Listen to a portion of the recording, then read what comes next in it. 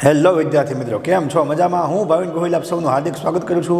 વિદ્યાર્થી મિત્રો, આપણે ટેટ 1 સ્પેશિયલની અંદર બુદ્ધિનો અભ્યાસ કરી રહ્યા છીએ અને જેમાં આપણે બુદ્ધિની વિવિધ વ્યાખ્યાઓ અને વિવિધ અભિગમો જે છે એની ચર્ચા કરી ચૂક્યા છીએ અને આજના આ વિડીયોમાં આપણે બુદ્ધિના વિવિધ પ્રકારો અને બુદ્ધિઆંક વિશે વાત કરવાની છે.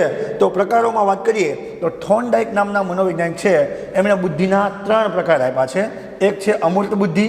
તો અમૂર્ત બુદ્ધિ જે છે એ ગણિતશાસ્ત્રીઓ છે, સંશોધકો છે અને તત્વજ્ઞાનીઓ જે છે એમની અંદર વધુ હોય છે. ત્યારબાદ છે યાંત્રિક બુદ્ધિ.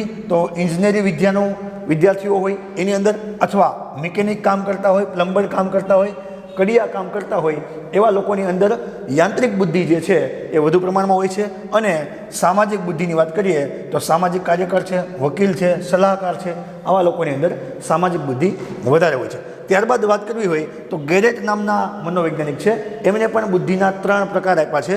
એમાં પણ મૂર્ત બુદ્ધિ, અમૂર્ત બુદ્ધિ અને સામાજિક બુદ્ધિ. અને મૂર્ત બુદ્ધિ જે છે એને જ યાંત્રિક બુદ્ધિ પણ કહેવામાં આવે છે. આપણે આગળ જોયું એમ કે યાંત્રિક બુદ્ધિ જે છે એ ઇજનેરો છે એની અંદર વધુ હોય છે. ત્યારબાદ આપણે બુદ્ધિઆંકની વાત કરવી હોય તો બુદ્ધિઆંક જે છે એ બુદ્ધિ માપવા માટેનો એક આંક છે. અને બુદ્ધિ માપવા માટેનો સૌપ્રથમ બુદ્ધિઆંક કસોટી જે છે એ વર્ષ 1905ની અંદર બિને અને સાયમન જે છે એમણે બનાવી હતી.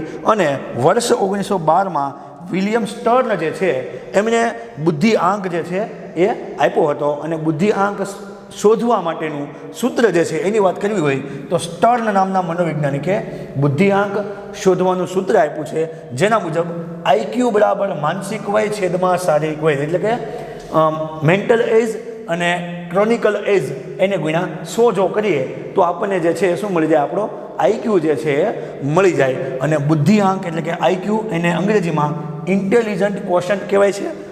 એની અંદર આપણને તર્ક કરવાની, લોજિક કરવાની વગેરે બાબતોનો સમાવેશ થાય છે.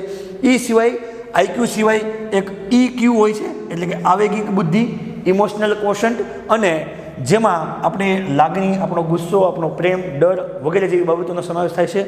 અને એ સિવાય જો વાત કરવી હોય તો એક હોય છે SQ, એટલે કે આધ્યાત્મિક બુદ્ધિ, જેને અંગ્રેજીમાં સ્પિરિચ્યુઅલ ક્વોશન્ટ કહેવાય છે.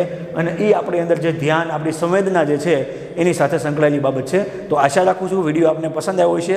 લાઇક, શેર અને સબસ્ક્રાઈબ કરવાનું ભૂલશો નહીં. Thank you very much.